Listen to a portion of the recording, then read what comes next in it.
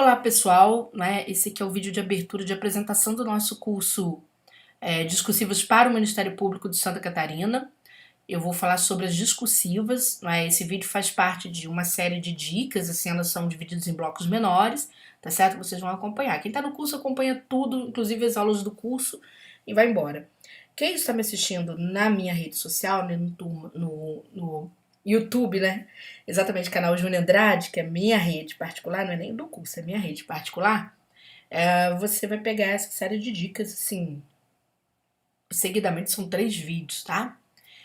Porque o assunto é um pouquinho extenso, então a gente precisa tomar certos cuidados. É uma prova diferente, tá, gente? Do geral do que o Sebrasp faz, mas é uma prova que vai lembrar muito, né? Então, para quem não me conhece, eu sou professora há mais de 2 décadas para concurso, já trabalhei nos preparatórios principais do país. Em 2017 eu dei uma folga para mim mesma, depois fui trabalhar nesse projeto menor que é Automatização Concursos, em busca de uma coisa bem básica, aprovação, tá? Não comercial, assim, bem tranquila mesmo.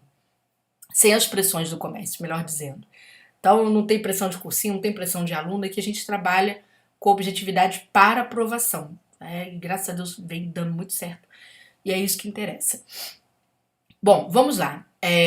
A experiência, eu falei até da minha experiência, porque em 2018 aconteceu a prova do TCE Minas, tá certo? Foi uma prova bem interessante, uma prova que lembra um pouco a prova de vocês, tá certo? Eu vou falar sobre o edital de vocês e vou me remeter a essa prova do TCE Minas para ficar mais fácil vocês terem uma noção de como que a banca vai trabalhar discursiva, tá bom? Bom, primeiro, vocês já sabem que essa disposição aqui de aplicação de prova objetiva discursiva em 2 turnos, ou seja, um turno da manhã para o nível superior, turno da tarde para o nível médio, já diz um pouco sobre a prova discursiva em si. Quer dizer que nós teremos temas diferentes para o nível superior e para o nível médio. Então, mesmo a banca colocando aqui, não é, que as atribuições institucionais serão avaliadas, você terá diferença nesse processo de avaliação dessas atribuições ou de apresentação dessas atribuições, tá certo? Então, já chamo a atenção de vocês para este detalhe, tá? Outra questão que vocês precisam levar em conta é o seguinte: a discursiva valerá 10 pontos, né? E a banca vai trazer um tema concernente às atividades do MPC Santa Catarina. Quando a banca fala concernente, o que vem na cabeça do aluno? Eu vou ter que estudar aquele rol de atribuições institucionais que abre, por exemplo, o regimento interno do MPC. Certo? Certo. Então você tem que ter o regimento interno, tá, do MPC-SC na cabeça. Ele tem que estar assim, prontinho. Porque o Sebrasp cobra decoreba mesmo, tá, pessoal? Decoreba mesmo. Ocorre que essa decoreba ainda tem uns temperos no de vocês, que foi um pouquinho diferente no TCE-. TCE- foi decoreba, de você vai ter um pouquinho mais de tempero, vocês vão entender. Mas vocês também deverão estudar a lei orgânica do Tribunal de Contas de Santa Catarina. Não deixem de estudar isso aqui, é um perigo, tá? Se você negligenciar. Por quê? Porque, gente, no TCE de Minas havia uma proposta um pouco parecida com a de vocês. O que aconteceu aqui? Quando a banca trouxe a discursiva, em realidade, né, para os alunos, a discursiva deles, salvo engano, tinha 50 linhas, era bem mais extensa que a de vocês. E havia a seguinte cobrança: apenas 2 itens, tá certo? Um item cobrava os objetivos, né? E eram objetivos e finalidades da fiscalização promovida pelo TCE, uma coisa assim. Mas o primeiro item cobrava as atribuições, né, privativas do TCU. Olha só, muita gente caiu da cadeira.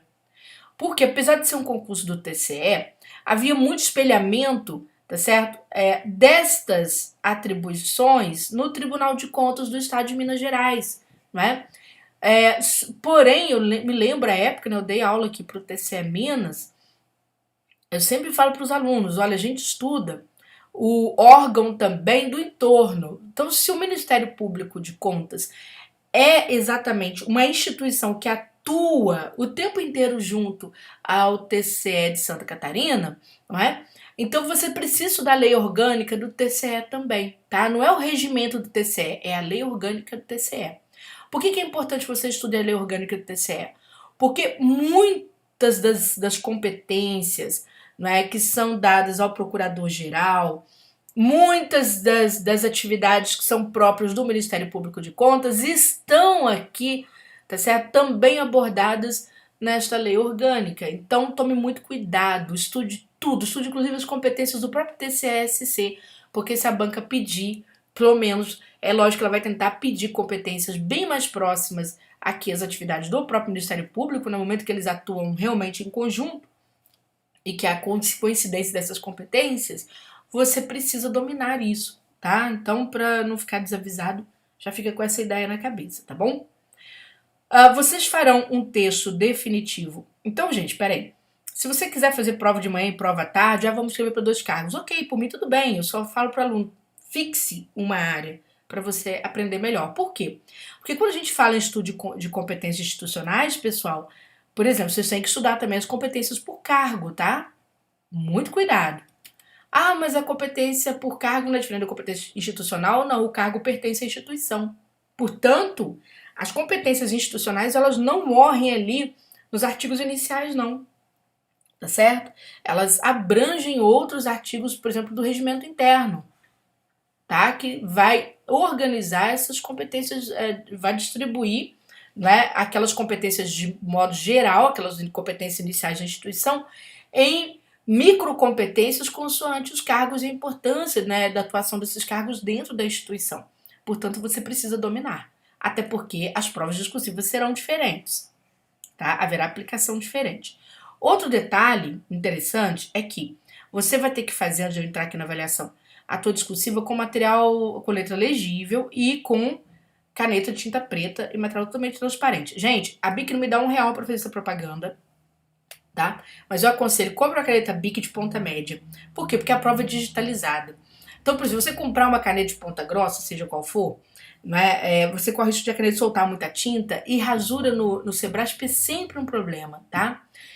Se você, por exemplo, comprar uma caneta Bic de tinta de ponta fina, você corre o risco de, na digitalização, se sua letra for muito pequenininha e seus acentos e vírgulas forem muito sensíveis, de aquilo não aparecer muito bem.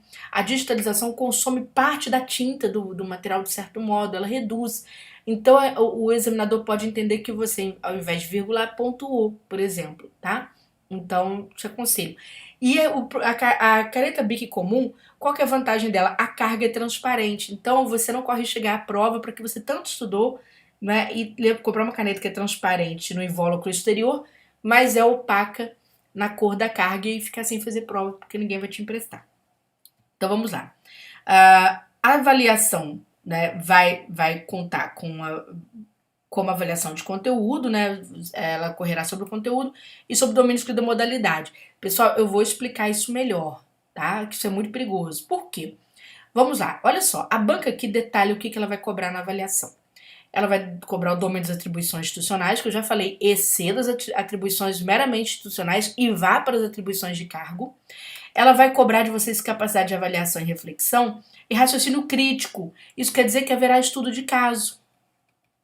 Tanto que as propostas do nosso curso são todas baseadas no estudo de caso e baseadas também na capacidade de você fazer uma avaliação crítica de que competências estão sendo acionadas para aquele momento daquele caso que foi apresentado para você, porque isso a banca vai avaliar. Veja que ela colocou aqui capacidade de síntese, ou seja, imagina, né, aqui, por exemplo, os meninos fizeram prova para o TCU de Minas, tiveram que trabalhar com 13 competências do TCE de Minas, né? Tiveram que trabalhar com 13 competências privativas do TCU, né? Isso aqui rendia cerca de 35 linhas, uma discursiva de 50 linhas em média. Então, o que acontece? Lá a banca não pediu capacidade de síntese, ela quis as competências de modo integral. De você já quer capacidade de síntese. Então aqui no curso nós vamos entender, eu trouxe problemáticas, não é, que você vai ter que aplicar essa sua capacidade de síntese e a capacidade de ligar ideias, ou seja, de promover, escrever com coesão, escrever com progressividade. tá? Fazendo a seleção e a organização dessas competências que serão cobradas, essas atribuições, tá? E naturalmente a banca vai avaliar a gramática, tá bom? Bom, no próximo vídeo eu vou comentar um pouco melhor sobre esse processo avaliativo, tá certo, gente? Que esse vídeo não ficar tão longo assim, tá bom? Então vamos seguindo com mais dicas.